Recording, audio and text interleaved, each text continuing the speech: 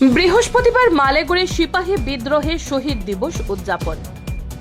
প্রতি বছরের মতো এবছরও 1857 সালে সিপাহী বিদ্রোহের 20 শহীদদের স্মরণ করতে 18 ডিসেম্বর বৃহস্পতিবার সিপাহী বিদ্রোহের স্মৃতি বিজড়িত শ্রীভূমি জেলার মালেগড় টিলায় শহীদ দিবস পালন করা হবে।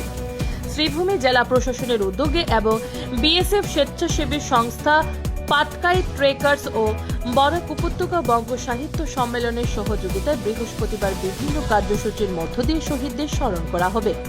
এতে কার্যসূচির মধ্যে সকাল 10টায় মালেগড় টিলা শহীদ বেদিতে পুষ্পার্ঘ্য অর্পণ, 164টি প্রদীপ প্রজ্বলন এবং বিএসএফ জওয়ানদের পক্ষ থেকে গার্ড অফ অনার প্রদর্শন করা হবে। এরপর সর্বধর্ম প্রার্থনা সভার আয়োজন করা হয়েছে। এতে শহীদদের স্মৃতিতে উদ্বোধনী ভাষণ দেবেন জেলা আয়ুক্ত প্রদীপ কুমার দ্বিবেদী। এরপর সিপাহী বিদ্রোহের ইতিহাস ও এর প্রেক্ষাপটে মালেগড় টিলার ইতিহাস নিয়ে আলোচনা করবেন আমন্ত্রিত বক্তা। এতে বিভিন্ন সাংস্কৃতিক সংস্থা থেকে সাংস্কৃতিক কার্যক্রম পরিবেশন করা হবে। পাশাপাশি সীমান্ত সুরক্ষা বাহিনীর পক্ষ থেকে থাকবে বিভিন্ন অস্ত্রশস্ত্রের প্রদর্শন। Bureau report, Nababarta today.